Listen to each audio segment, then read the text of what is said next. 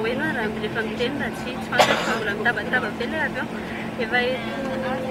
fiometriny zany zay zao amin'ny enina latsaka dimy fo maraina be tamin'ny efatra dia akany Mada dia mbola miezaka lao à Paris fa tsy haiko raha hoeny ty na tsy hoeny dia zay faly be mihitsy nefa dia hoe Mada ihany tiako taona ty aho tonga eto à Paris zao zay Mamma mia manadala be lera matomboka kokory tonga dia Paris zany zay zao dia andeha hifindra ciao tsy hitakory ny tarehako andeha hifindra andeha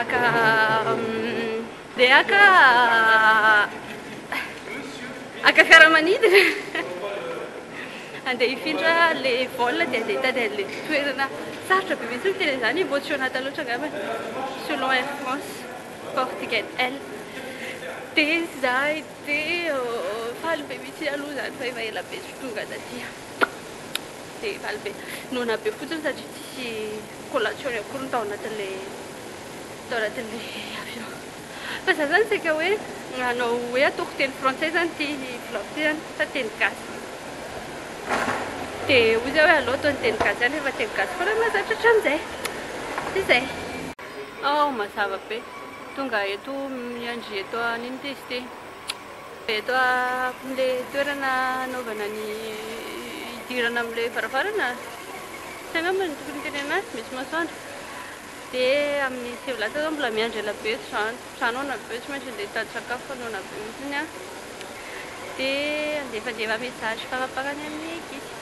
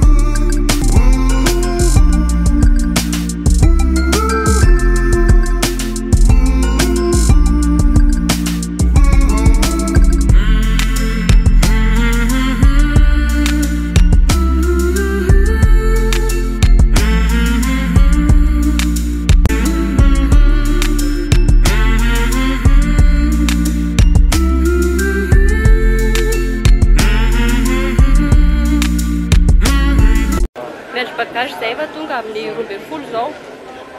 dia tsy haiko hoe adiny firy ny vao tonga indray ny bagage miaraka amin'ny tarify fisaira nandrindriny adiny 10 kosa ny voyagenay dia normal araraka dia zay saika tsy hoe anao vlog ihany dia avy eo izy aloha anao vlog ihany fa izy ny raharaha ina amin'ny firy zao amin'ny ray latsaka folo amin'ny ray latsaka folo zao dia amin'ny ray latsaka folo zao dia zay mijanona misotro ron'akoho mihitsy fa ty zany le efa faniriana zay hoe vao tonga to dia mandeha misotro ron'akoho dia tsy maintsy misotro ron'akoho zany zay dia aza mialina kely indrindra mba mijery an'ity vidéo ty